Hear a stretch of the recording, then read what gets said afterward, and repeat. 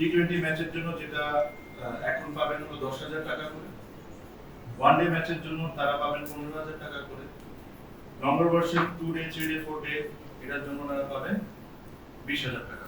আমি অ্যাকচুয়ালি নিজেই আজকে কয়েকটা জিনিস দেখে খুবই অবাক হয়েছি যে আমাদের যে ওমেন ক্রিকেটাররা আছেন যারা যখন ডোমেস্টিক ম্যাচ খেলেন, ডোমেস্টিক ম্যাচের আপনাদের ধারণা আছে তাদের ম্যাচ ফি কত? I don't know if you know or not. সেটা একসময় 1,000 টাকা ছিল, তারপরে এটাকে করে একটা প্রপোজড 5,000 টাকা পর্যন্ত করা হয়েছে, যেটা আমার কাছে মনে হয় যে এটা কোনোভাবেই ঠিক নয়।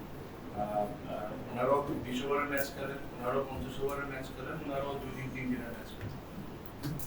টাকা এখনো যে জিনিসটা আজকে আমরা এপ্রুভ করেছি এটাও আমি বলবো না যে খুব ভালো, but it is much better because সবকিছু ইনক্রিজ করার একটা লিমিটেশনস আছে।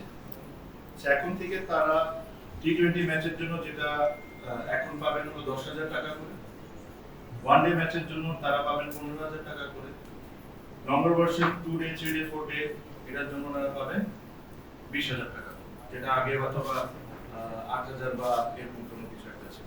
ওনাদের ন্যাশনাল কন্ট্রাক্ট যেটা হলো ন্যাশনাল টিমের প্লেয়ারদের বাদে যেটা ডোমেস্টিক প্লেয়ারদের কন্ট্রাক্ট যেটা আছে ওটাতে 30 টু 35 ওমেন ক্রিকেটাররা কন্ট্রাক্টে আছেন। ওখানে 30,000 টাকা করে তাদের মান্থলি স্যালারি ছিল, এটাকে 40,000 টাকা করে করে দেওয়া আছে। এটাতে একটা জটিলতা ছিল বিকজ ন্যাশনাল কন্ট্রাক্টে তাদের যেটা লোয়েস্ট ক্যাটাগরি ওটা হলো 60,000। সো আমি ডোমেস্টিকটা চাইলেও বাড়াইলেও একটা গ্যাপ তো রাখতে হবে ডোমেস্টিকের সাথে ন্যাশনাল কন্ট্রাক্ট। এই কারণে অথবা আমরা যতটুকু পেরেছি ইনক্রিজ করে অতটুকু করতে পেরেছি।